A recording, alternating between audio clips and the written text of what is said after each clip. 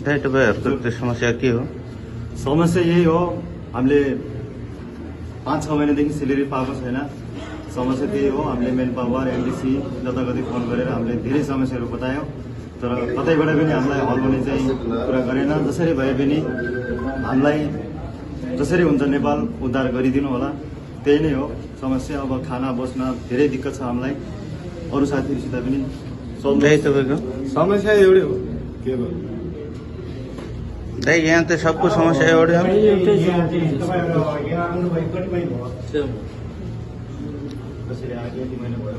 Hello नमस्कार।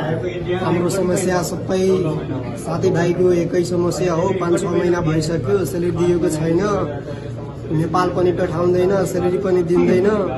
यही सबै साथीभाइको समस्या छ हाम्रो। अनि पासपोर्ट आफ्नो त्यहाँ आफ्नै हातमा दिएछ नि त्यो?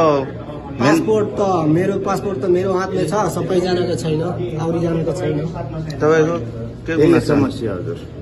अनि तपाईँहरूको त्यो पासपोर्ट त्यो तपाईँकै हातमा छ कि त्यो कम्पनीले लिएछ? कम्पनीले लिएछ।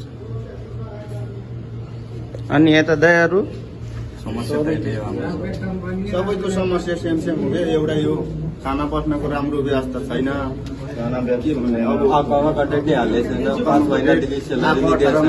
आकामाको डेट सकेको कति महिना भइगयो? 18 महिना भयो। 18 महिना कोहीको 18 महिना, 13 महिना, 14 महिना भयो, कसैको 18 महिना, 15 महिना भइरहेछ। आकामाको डेट सकेको नि। तपाईँहरूको पनि त्यो सेम समस्या हो? सेम हो। सबको एउटै समस्या हो। अनि दाजु तपाईँ?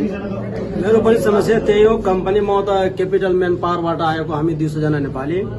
यो कम्पनीमा भनेर पठाएको थियो, सप्लाई कम्पनी होइन, यो प्राइभेट कम्पनी पनि होइन, यो कम्पनी हो तर यसको आफै काम हो।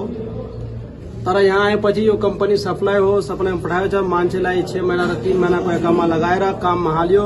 त्यो 3 महिना र 6 महिनाको एकामा बितिसकेपछि एकामा एक्सपायर भयो भने मान्छेको एकामा रिन्यू गरेको छैन।